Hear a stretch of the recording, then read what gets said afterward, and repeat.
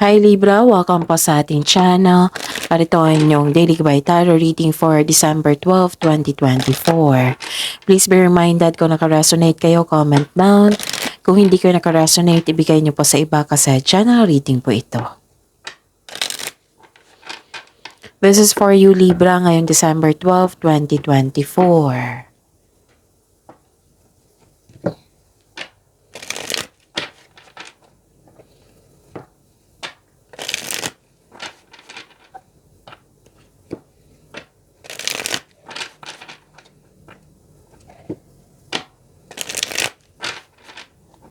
Para po ito sa inyo Libra ngayong December 12, 2024.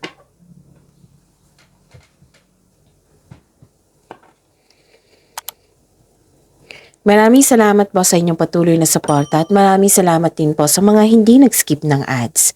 Gamitin ang reading na ito bilang gabay lamang sa mga hindi pa nag-subscribe, subscribe na po kayo at click bell notification para malaman nyo na may bago tayong video. Para sa mga gustong magpa-reading po, may lumabas dyan sa screen nyo ngayon. Panoorin nyo po at sundin ang instruction. Calling the attention sa mga suki ko dito ng Libra, open na po inyong Monthly Gabay Tarot reading for December 2024. May 6 months from now reading tayo at love life reading po. So message me Libra for schedule. Maraming salamat po. Spirits Guide, mga ganap po para kay Libra ngayong December 12, 2024. I need 3 cards po.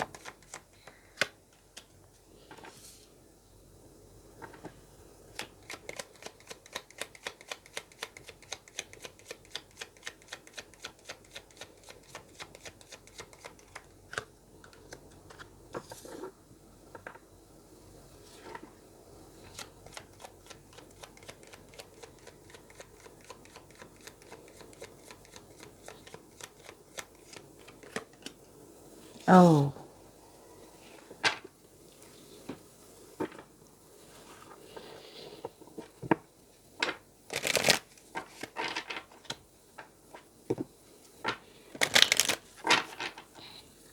Spirits Guide, mga mensahe po para kay Libra ngayong December 12, 2024.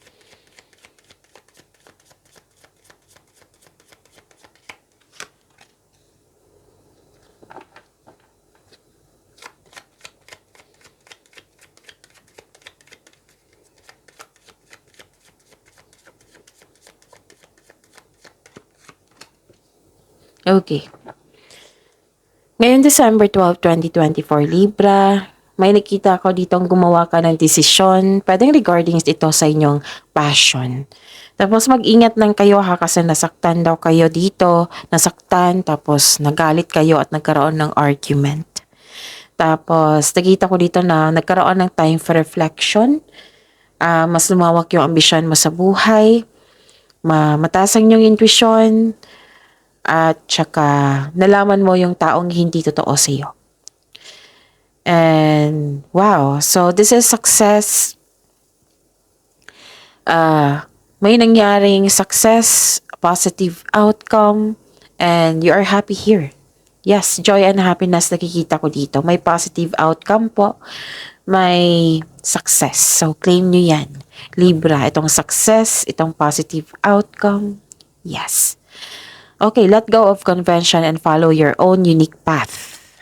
Yan yung mensahe. And new growth and potential is on the horizon. Okay, so this is considered as a new beginning.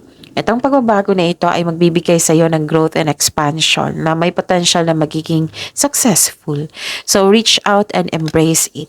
Itong pagbabago na ito, huwag kayong mag-alinlangan, huwag kayong mag-worried.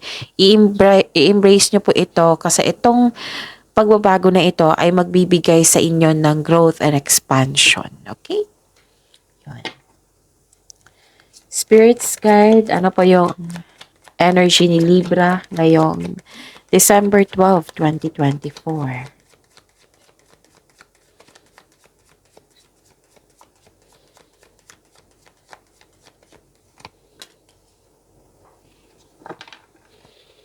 The clarification of this card po.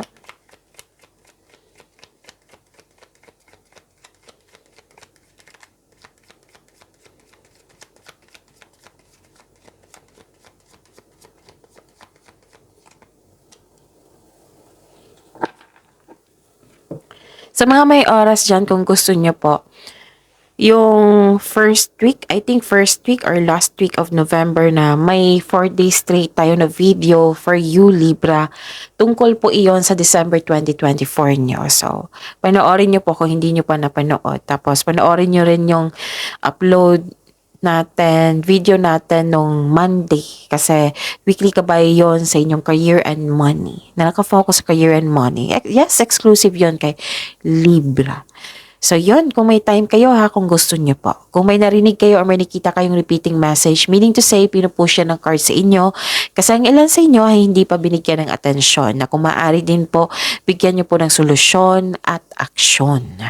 Remember Libra, at the end of the day, alam mo na ikaw lang taong may kakayahan at responsable na gumawa ng sarili mong katotohanan at kinabukasan. So ano yung energy mo, Libra? Actually, may new beginning, di ba? May sabi ako sa inyo na be ready sa new beginning. Okay? Andito siya sa oracle card nyo at andito rin siya sa inyong tarot card. So, be ready po sa new beginning. May abundance, nagkaroon lang po ng delay. Abundance, new beginning, nagkaroon lang po ng delay. So, delay, hindi po yan cancela. Matutuloy yan, kundi nagkaroon lang ng delay. So, yun. Kailangan habaan ng pasensya in pag-intindi. Okay? Do not claim negativity para dumating din ito. Okay? May dumating po daw na opportunity na hindi nyo napansin. Hindi mo ito nakita kasi you are busy sa isang opportunity. So, the universe asking you to loosen grip at mag-relax. Mag-reconnect ka at mag-ask ka ng divine assistance. Meaning to say, mag-reconnect ka sa inyong intuition. Kung hindi nyo alam kung paano mag-connect sa inyong intuition, i-search nyo po sa Google kasi maraming paraan yan. Search nyo po on how to connect to my intuition. Ganon. Okay? Nagkaroon ng delay, so habaan ng pasensya. Do not attract negativity kasi nga, para ma-attract mo yung attract positivity, i-invite mo yung delay. So, delay is not a cancel. Hindi yan cancel matutuloy din yan. So, habaan ng pasensya ha. Tapos, konting ingat lang po. Ingat lang po talaga kasi may nakita kong loss of money dito. Loss of money pwedeng ninakaw, nawala, kinuha, na-damage, or na-gasta. So, baka mapagasta kayo ng malaki ngayong araw na ito. O, example lang, baka mapagasta kayo ng malaki ngayong araw na ito. So, ingat lang po. Pag-isipan ng mabuti kung kailangan ba. Kailangan bang igasta ang pera. O, example yan ha. Pwedeng nawala, kinuha, na-damage, nagasta. Okay? At saka,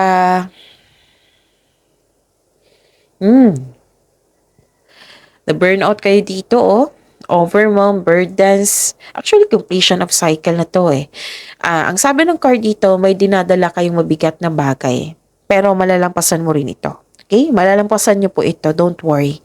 This is only temporary. Just keep on going. Again, keep on going. Move forward pa rin. Huwag kayong huminto. May paalala ang card nyo po dito. Huwag kayong mag-say yes ng yes kung hindi naman kaya. Kung hindi naman kaya sa inyong schedule. Kasi nakita ko dito, tanggap na kayo ng tanggap. Tapos nakaranas kayo ng burnout sa sobrang daming gawain. Okay? Super busy kayo ngayon. So, ask for help kung kailangan. Malapit mo naman matapos yung mga gawain nyo. Don't worry. Ang sabi kasi dito na malapit mo nang matapos yung gawain mo para makapag-rest ka na, para makapagbakasyon ka na, ganon. So, this is completion of cycle. Marami kayong ginagawa. So, expect na magiging busy kayo ngayong araw na ito. Spirits Guide, Career and Money ni Libra ngayon December 12, 2024.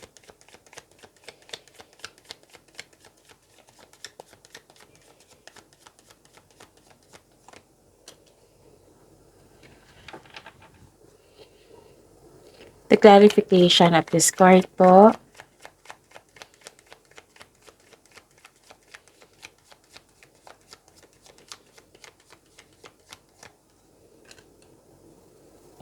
Okay. So, sa career and money nito ha. Gusto nyo mapag-isa dito para matapos mo yung mga gawain mo. Mas gusto mo yung magtrabaho na mag-isa kasi mas sure pa na matatapos mo ng mabuti yung ginagawa nyo dyan. Okay? At actually, gusto nyo mapag-isa dito eh. Parang nag-soul searching kayo. Okay? May divine inspiration, may inner truth, enlightenment, okay. Maraming mga tao na takot mag-isa. Baliktad sa iyo, Libra. Gusto mo maglaan ng oras na mag-isa para makapag-isip na mabuti, para magkaroon ng soul searching, para pagbalik mo, restore na yung energy mo. You can restore your energy by spending time with yourself. Para sa pagbalik mo, your energy restored. Kung naghahanap kayo ng sagot sa inyong mga katanungan, nasa iyo na po daw. Okay? Nasa iyo na po. So, feel free yourself para makapag-isip ka ng maayos. Kung nais mo ng promotion or you're making business investment, hindi mo na kailangan ng pahintulot to move ahead. Muntiwala po sa inyong sarili.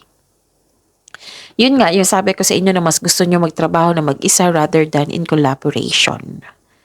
Yan yung sabi ng card ni dito. Ano pa? Nakikita ko rin dito na nagkaroon po ng sa sobrang daming trabaho to eh. Oo. Nainip ka sa delay, nainip ka sa delay at gusto nyo mag-give up sa dami ng trabaho. Naging impatient po daw kayo dito. So, ano yung gawin? Habaan ang pasensya. Kanina pa to na-advise eh. Habaan ang pasensya. At dito, naging impatient daw kayo. So, habaan pa rin ang pasensya. Kasi, naging impatient kayo, may taong pasaway dyan. May kakilala po daw kayong matigas ang ulo. Or parang humihingi ng attention to sa inyo. Or sadyang papansin lang yung tao yun. Tapos inaabala ka na busy kayo ngayon. Okay? Rather than kasi may nakita ko ditong younger person parang bata na kumikilos na isang tao, adult na parang kumikilos na parang bata. Ganun. Basta may humihingi ng atensyon or papansin lang talaga. Naging pasaway sa inyo. Kaya siguro ito yung dahilan siguro na galit kayo. Kasi may lumabas sa oracle cards nyo na galit kayo, nagkaroon ng argument. So this card asks you to not surrender. Huwag kayong sumuko kahit may pasaway dyan. Huwag kayong sumuko kahit may marami kayong gawain. May binigay naman ng cards nyo kanina kung ano yung dapat gawin kung maraming gawain. Diba? Time management. Ask for help. Okay? Tapos, huwag kayong susuko. Gaano man kahirap or gaano man kadami yung mga pagsubok, mga trabaho dyan or may pasaway, ganun. Habaan ang pasensya. Okay? So, yun. Spirit's Guide, Love Life, Self-Love, Partnership, and Romance ni Libra ngayong December 12, 2024.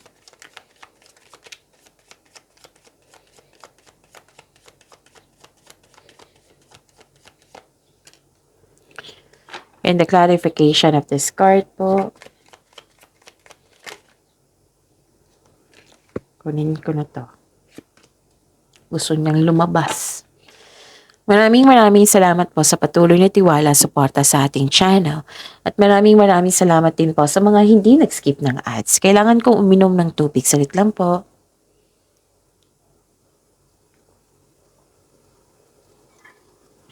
Okay. Saan na tayo? Okay. Nakita ko dito na nagkaroon po ng tutol sa inyong desisyon. Pwede. Tutol sa inyong desisyon, tutol sa inyong plano. Okay. May against dito sa traditional, Like, for example example lang po ito. Yung traditional sa Pilipino, ng Pilipino, for example, may tutol sa kasal. Like, tutol sa pagkikipagrelasyon sa taong gusto mo. Example yan Basta may tutol dito sa traditional. or pag-take ng course, pag-level up no, basta may tutol. Pag-level up nyo, may tutol po. Against. Kung may tutol po, sabi ng card, hindi po daw kayo kailangan magalit. Okay? Hindi po daw kailangan magalit. So the advice is take it as a reminder to try to have an open mind and be respectful of opposing viewpoints. Hindi po daw kailangan magalit. Kung may experience sila, tandaan nyo. Kasi learnings din yan eh. Learnings niya, learnings mo rin. Para maiwasan mo. Para maisipan mo na mabuti kung tama pa o mali ba, mag-continue ka pa, patuloy nyo ba, ganun. Basta take it as a reminder. Hindi na kailangan magalit po. Huwag kayong magalit. Okay?